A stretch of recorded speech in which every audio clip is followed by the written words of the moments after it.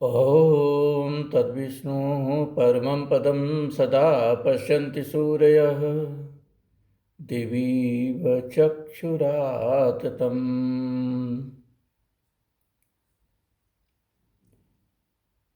प्रिय जिज्ञासुजनों,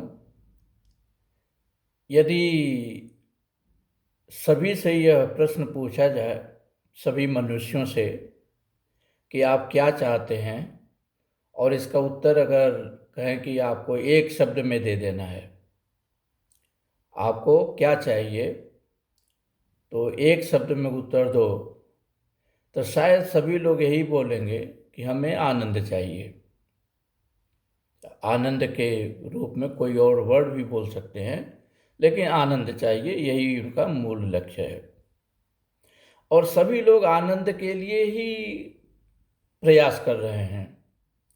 कोई आनंद पाने के लिए पैसा कमा रहा है, कोई आनंद पाने के लिए प्रतिष्ठा के चक्कर में है, कोई पद पाकर के आनंद पाना चाहता है। यही पद, पैसा और प्रतिष्ठा, position, position and power. Only these three things are generally taken as granted for all kinds of happiness. सारे आनंद का सोर्स इन्हीं तीन चीज़ों से मिलेगा, ऐसा सभी लोग जनरली सोचते हैं। लेकिन क्या यह सही है? क्या हम एक मिनट के लिए या कुछ समय के लिए रुक करके जो हम कर रहे हैं, सभी लोग भाग दौड़ में लगे हुए हैं इन्हीं तीन चीज़ों के पीछे, क्या हम एक बार ठहर जाएं और थोड़ा सा रुक कर सोचें, क्या वास्तव में इन्हीं सब चीज़ों से उनको सही आनंद मिल जाएगा? अगर उत्तर ढूंढना चाहते हैं तो सबसे पहले यह कहते हैं कि किन किन लोगों ने यही चीज़ पहले पाया और उनके आनंद की सीमा क्या रही। हमने देखा एक व्यक्ति हो जो हजारों हजार करोड़ का या शायद कई हजार करोड़ का मालिक है। मैं नाम नहीं लूँगा क्योंकि वैसे आप लोग समझ भी जाओगे, लेकिन हमारा लक्ष्य किसी के व्यक्तित्व पर कोई कटाक्ष करना नहीं है, इसलिए मैं नाम नहीं लूँगा। लेकिन जो बताऊँगा ये घटनाएं ऐसी होती हैं कि सभी लोग जानते हैं।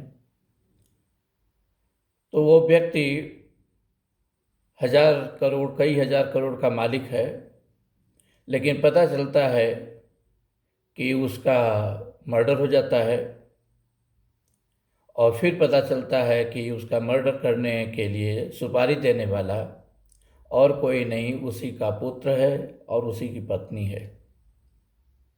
आनंद कहाँ है? सोचने ही जरा।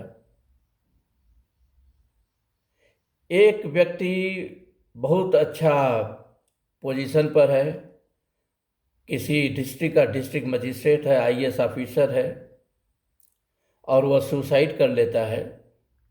और पता चलता है बाद में कि सुसाइड उसने किया घर के झंझटों से मुक्ति पाने के लिए।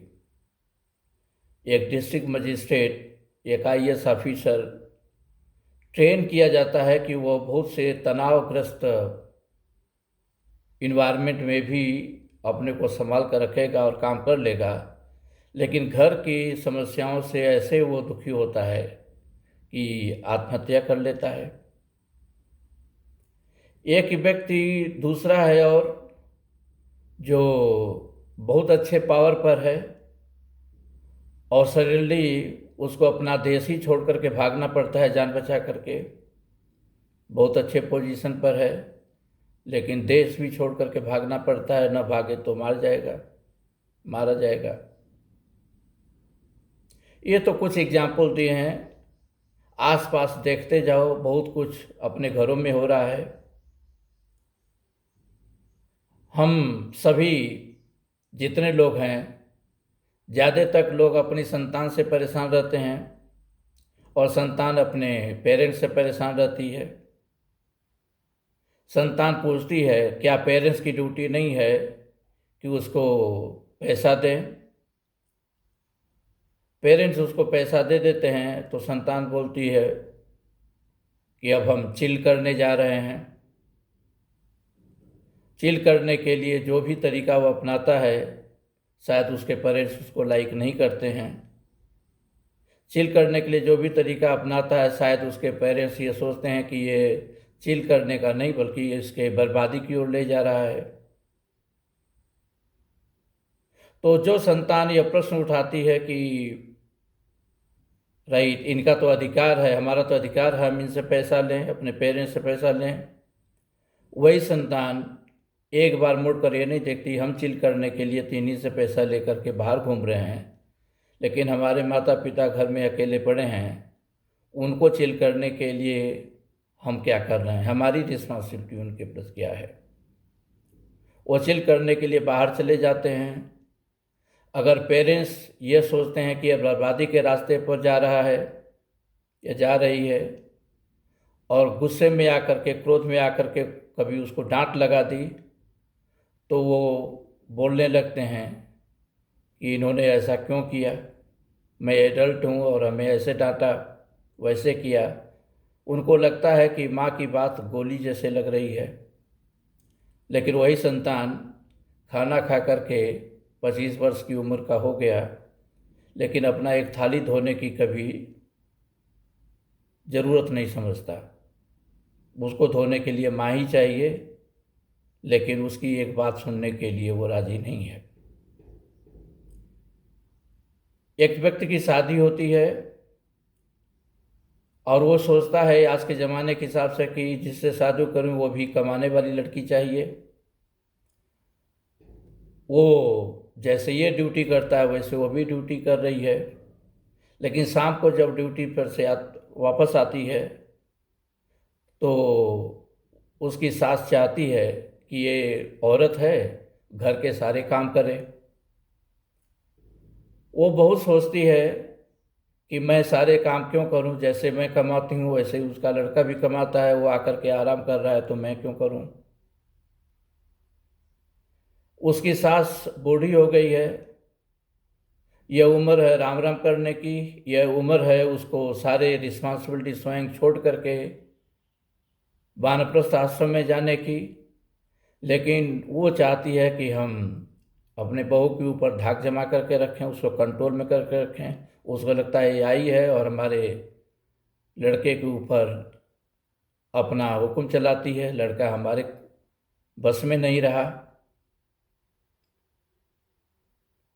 सभी के जीवन में देखो तो कुछ न कुछ इसी तरह के उथल पड़े हुए हैं। पैसा कमा रहे हैं, नौकरी से कमा रहे हैं, बिजनेस से कमा रहे हैं, पैसा कमाने में बिजी है तो पत्नी कहेगी हमें समय नहीं देते हैं। पैसा नहीं कमा पा रहा है तो बोलेगी कि केवल घर में बैठकर प्यार करने से काम नहीं चलता है। तो ये तो छोटी मोटी कुछ चीज़ों को हमने बताया, घर के बेसिक लेवल से या लेकर के बिजनेस लेवल, बड़े बड़े लेवल पर भी। लेकिन इन सभी जगहों पर देखा जाए तो किसी के पास पैसा है, किसी के पास पोजीशन है, किसी के पास प्रतिष्ठा भी है और फिर भी वो दुखी है, किसी न किसी कारण से वो दुखी है। फिर भी हम इन्हीं सब चीज़ों के पीछे भाग रहे हैं। क्या गलत कर रहे हैं? नहीं, गलत नहीं कर रहे हैं। पैसा कमाना जरूरी है, पैसा पद प्रतिष्ठा सभी जरूरी है, लेकिन शायद हम इन सब चीज़ों को एक गलत ढंग से, गलत नज़रिए से लेते हैं, क्योंकि हमें उस चीज़ की ट्रेनिंग नहीं दी गई जहाँ पर हमें पता चले कि ये सभी चीज़ें हैप्पीनेस की, आनंद पाने के लिए पॉइंटर हैं, ये सब पॉइंटेड नहीं हैं। एक बच्चे को टीचर बताता है पॉइंटर से दिखा करके कि बच्चा देखो, चाहे उंगली से देखता है, पॉइंटर से करता है, बच्चा देखो, आकाश में ये जो दिख रहा है ये चंद्रमा है। बच्चा पॉइंटर की ओर देखता है और समझ जाता है कि ये पॉइंटर ही चंद्रमा है। वो पॉइंटेड पर तो उसकी नज़र ही नहीं गई। But actually if he understand then he will be understanding that pointed is really anything other than the pointer। तो पैसा, पद, पोजीशन, जो पावर, पोजीशन की बात कर रहे हैं, ये सभी एक तरह से पॉइंटर्स हैं। लेकिन इनके साथ साथ अगर हमें सही संस्कार न मिलें,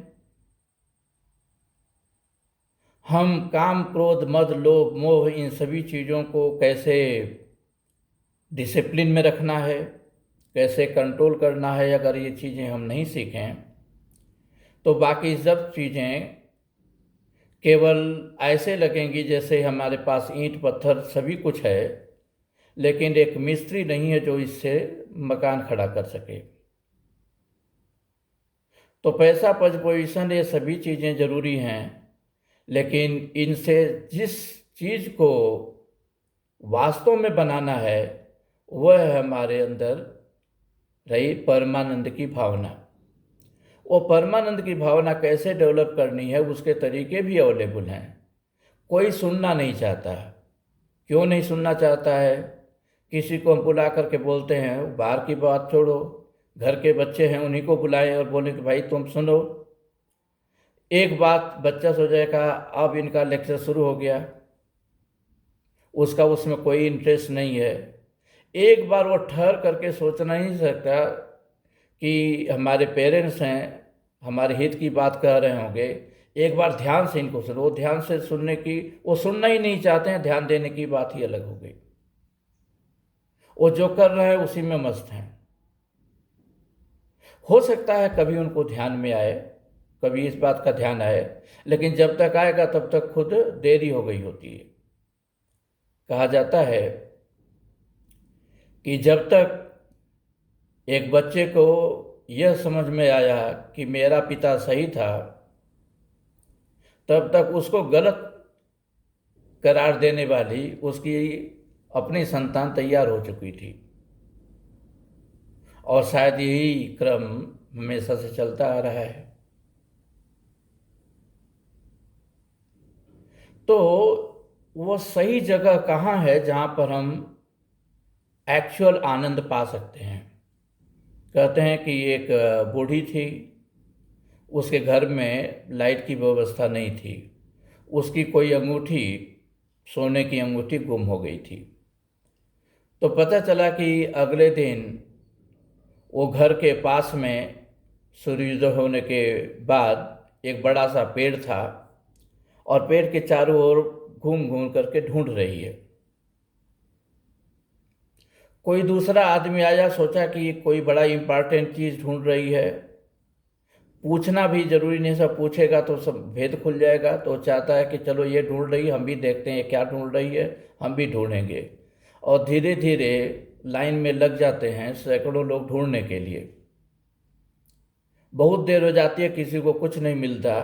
तो कोई एक आदमी को पूछता है, भाई क्या ढूंढ रहे हो? बोले कि मुझे पता नहीं, लोग ढूंढ रहे थे, मैं भी ढूंढ रहा हूँ। ऐसे करते करते करते करते फाइनली सोच पता चलती कि सबसे पहले ढूंढना किसने शुरू किया? तो बूढ़ी अम्मा की बात निकल करके आई। पूछा गया बूढ़ी अम्मा से, तुम क्या ढूंढ रही? तो बोली कि मेरी अंगूठी गुम हो गई है, उसी को मैं ढूंढ रही हूँ। बोले कि अंगूठी गुम कहाँ हुई? बोले कि अंगूठी तो गुम हो गई रात में, और शायद अपने घर में ही कहीं गुम हो गई है। घर में अंधेरा है, वहाँ पर ढूंढने से कुछ मिलेगा नहीं, यहाँ पर थोड़ा उजाला हुआ है तो यहीं पर ढूंढ रहा हूँ। आप गलत जगह पर, वहाँ प्रकाश है लेकिन गलत जगह पर आप ढूंढ रहे हो, तो वो सामान वहाँ नहीं मिलेगा। तो एक्चुअल आनंद आप ढूंढ रहे हो उस घर में, उस पेड़ के नीचे जो इस पद, पैसा, प्रतिष्ठा से बना हुआ है। लेकिन जैसा कि मैंने बताया, ये पॉइंटर है but not the real pointed. Real pointed Parmanand के लिए तो वही है जब कहते हैं कि तद विष्णु परमम पदम सदा पश्यन्ति सूर्य,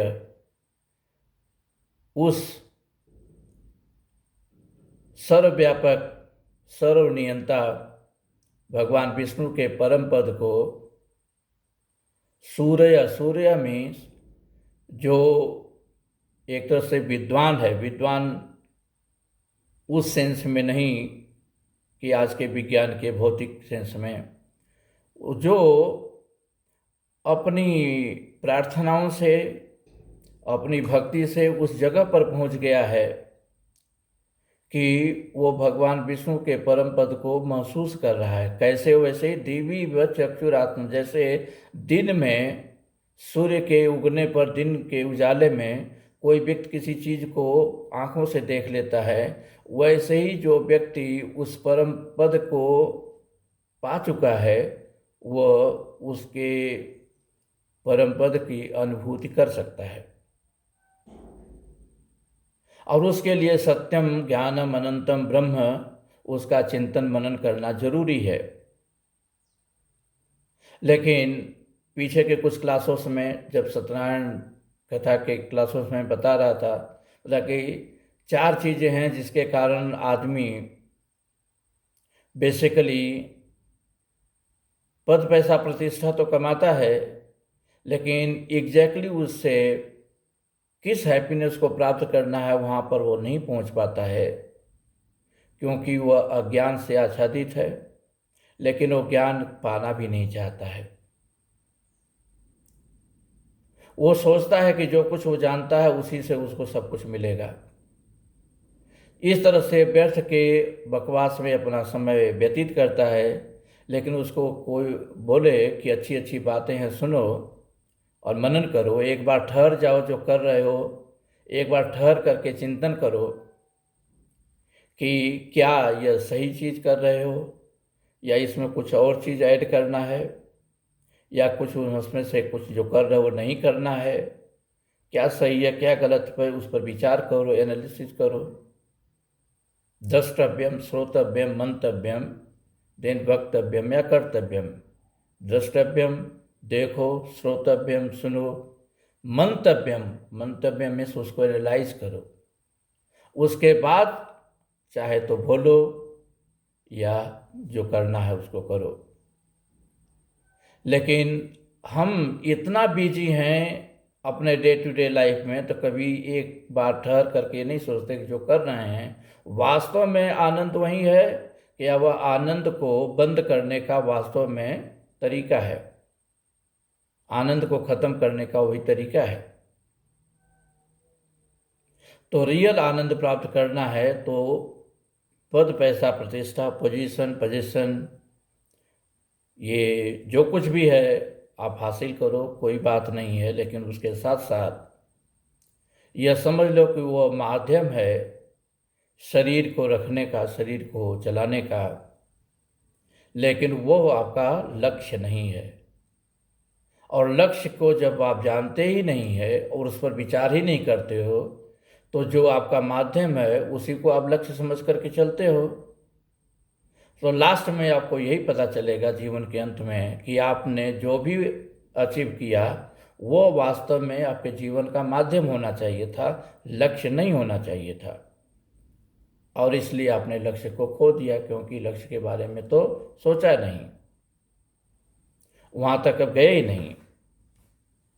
हम जिन जिन चीज़ों पर हैप्पीनेस खोज रहे थे वो तो वास्तव में हैप्पीनेस की जगह ही नहीं थी, वो तो हैप्पीनेस को ख़त्म करने की जगह थी। आनंद का वहीं से अवसान होना शुरू हो जाता है। कहते हैं कुरंग मातंग पतंग भृंग मीना हता पंचभिरेव पंचम नरः प्रमादी सुखतम च हन्यते जे सेवते पंचभिरेव पंच।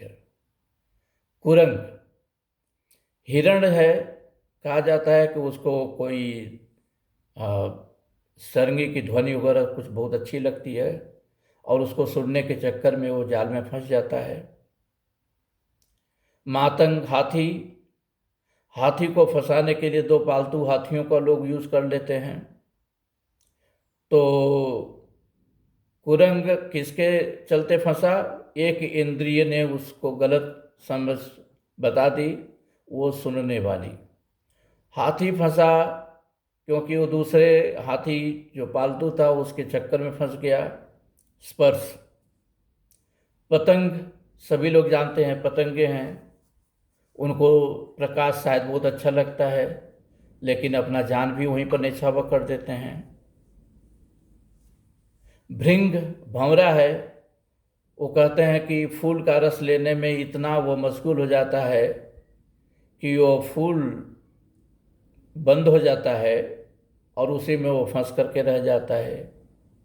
मछली वैसे ही किसी चारे के चक्कर में पड़ करके अपना जीवन खो देती है।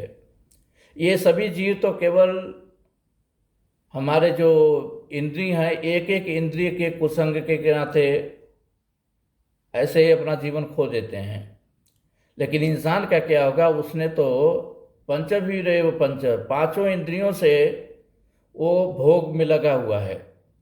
जब पांचों इंद्रियों से भोग में लगा हुआ है, एक इंद्रिय का भोग ही काफी है उसके जीवन को बर्बाद करने के लिए, उसको जीवन को खत्म करने के लिए। और ये तो भोग विलास को ही आनंद समझ बैठा है, तो उसकी गति क्या होने वाली है, बर्बादी ही होने वाली है।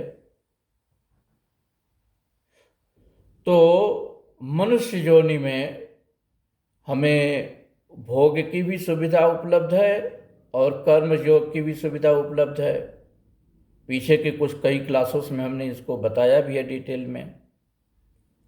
हम पर डिटेल डिपेंड करता है कि हम केवल उन्हीं भोगों से अपने को संतुष्ट रखना चाहते हैं, खुश रखना चाहते हैं, क्योंकि वो सभी इंद्रिय जनित सुख हैं और उनमें कोई न कोई बाधा पड़ेगी।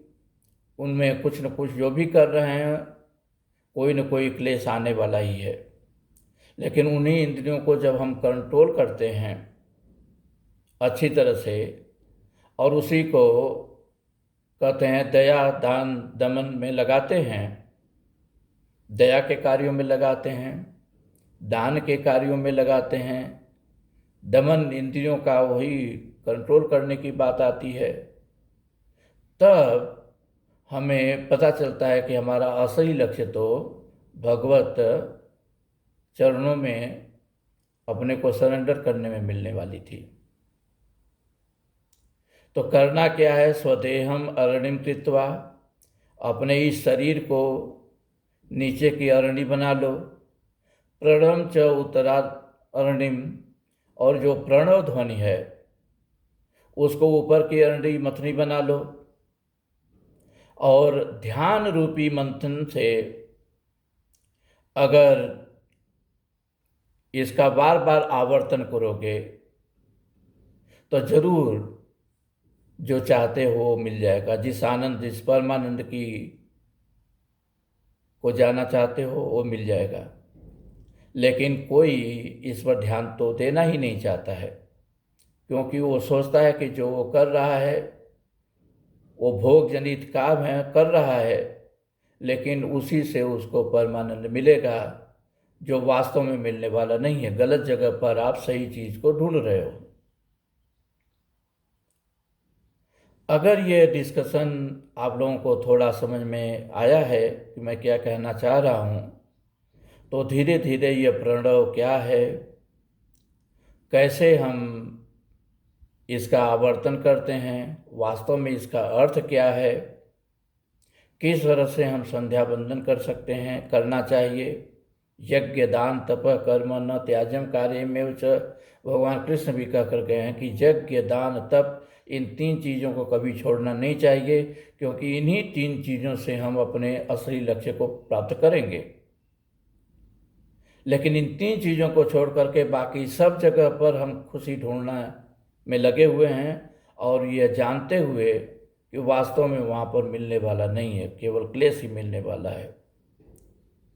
तो मैं आगे के क्लासेस में छोटे छोटे भागों में करके, क्योंकि पूरा का पूरा बताऊं संध्या वंदन कैसे करना है तो घंटों लग जाएंगे समझने में, और बिना समझे अगर मैं कराऊं तो 7-8 मिनट में, 10 मिनट के अंदर ख़त्म हो जाएगा। लेकिन उसको करोगे तो वैसे ही जैसे कोई तोता सीताराम दशरथ रट रहा हो और सीताराम दशरथ का मतलब पता न हो, तो मैं ओम क्या क्या मतलब है और ये सभी संध्या बंदन कैसे करना चाहिए, इन सभी चीज़ों को मैं थोड़ा थोड़ा करके बताऊंगा। कोशिश करूंगा कि सवेरे कुछ लाइव क्लासेस भी करें और लोग ज्वाइन कर सकें। जो लोग इन लाइव क्लासेस को ज्वाइन करना चाहते हैं, मैं इसको शेयर करूंगा, आप लोग कमेंट में लिख करके हमें भेजिए और अपना प्रीफर्ड टाइमिंग बताइए कब सीखना चाहते हैं, कि केवल रिकॉर्डेड वीडियो से सब कुछ तो सीखा नहीं जा सकता है, इससे थोड़ा सा इंस्पिरेशन ज़रूर लिया जा सकता है। तो आपका प्रीफर्ड टाइम क्या है, कब सीखना चाहते हैं आप, ये सभी चीज़ें हमें कमेंट में बताइए और हम ओरेटर ग्रुप पर भी इसको शेयर करेंगे। उस ग्रुप में आप अपनी मंशा जाहिर कर सकते हैं, आपकी क्या ज़रूरत है, किस जगह पर आप रहते हैं, उसके लिए इंडियन टाइम क्या सूटेबल है। तो हम कोशिश करेंगे कि उन लाइव क्लासेस में कुछ ऐसा शेड्यूल करें कि सभी लोग ज्वाइन कर सकें और डायरेक्टली इन सब चीज़ों को केवल ओरली सीखने के बजाय प्रैक्टिकली करके भी देखें और महसूस करें कि चीज़ें कैसे हो जाएंगी। इन्हीं शब्दों के साथ मैं इस क्लास का विराम देता हूँ। हरे कृष्णा।